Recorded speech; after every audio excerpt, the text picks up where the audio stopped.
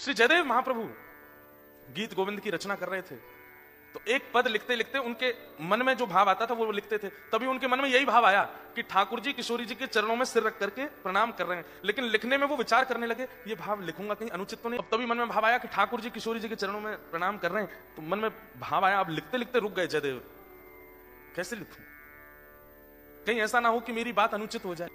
वहीं रोक दी अपनी कलम, और कलम रख करके गीत गोविंद की पत्रिका विराम दे करके पत्नी से बोले, देवी अभी आगे की पंक्ति याद नहीं आ रही। सोचने लगे कुछ और आएगा तो वो लिखूंगा।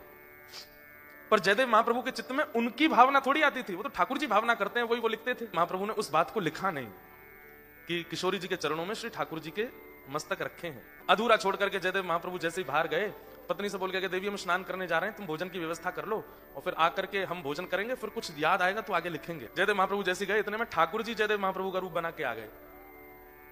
जयदेव महाप्रभु संकोच कर रहे हैं लिखने में, तो ठाकुर जी ही जयदेव महाप्रभु बन के आए और तुरंत जैसे लौट कर गए तो पत्नी बोली, अरे आप तो स्नान करने गए थे, इतनी जल्दी कैसे आ गए? अरे देवी मुझे वो पंक्ति याद आ गई, मैं लिख दूं। और जो जयदेव महाप्रभु सोए थे और लिखने में संकोच कर रहे थे, ठाकुर जी ने वही लिख दिया, किशोरी जी के श्री चरणों में मेरे मस्तक हैं, लिख दिया। ये लिखा भाव लिखने के बाद ठाकुर जी बोले, अब इतने सही पूर्ति थोड़ी, इतनी दूर चल के आए, भोजन पानी करके जाएंगे। देवी भोजन लगा लिया तुमने? तो जयदेव महाप्रभु पत्नी बोली, आप स्नान नहीं करेंगे? बोले आज बिना स्नान के पाएंगे, लाओ। वाह, आज सारे नियम तोड़ देंगे। बोले आज मैं बहुत प्रसन्न हूं, ऐसी पंक्ति लिखी है मैंने, मेरे को मन हो रहा है कि आज मैं बिना स्नान के प्रसाद पाऊं। पत्नी बोली, जैसे आज्ञा, पति के आगे थोड़ी बोलना चाहिए, लीजिए। लगा करके प्रसाद दिया। जयदेव महाप्रभु के रूप में ठाकुर जी ने खूब प्रेम से पाया। तो उनकी पत्नी का नियम था, वो जयदेव महाप्रभु के बाद उसी थाली में पाती थी। थाली लेकर के वो अपना पानी बैठ गई। जयदेव महाप्रभु, अब हम जा रहे हैं नहाने के लिए, हाँ तुम पालो।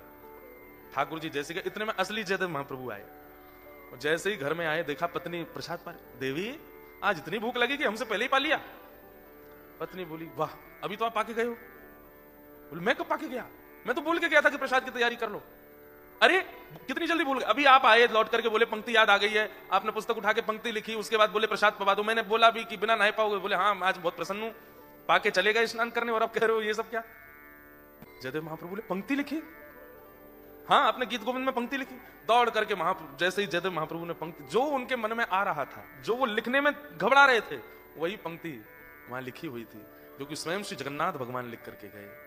देवी के पास गए, बोले देवी थाली कहाँ है? बोले ये रे।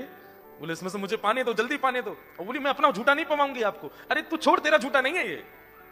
वो कोई और नहीं थे, वो स्वयं ठाकुर जी आए थे। मैं संकोच कर रहा था लिखने में, उस संकोच को बदलना चाह रहा था मैं, लेकिन मेरी अनुपस्थिति में ठाकुर जी आए, लिख करके गए, और तेरे हाथ से बनी प्रसादी पा करके अपना उच्चिष्ट प्रसाद तुझको दे करके गए। मुझे दे दे, उसमें से 2-3 कण दे दे। वो ठाकुर जी पा करके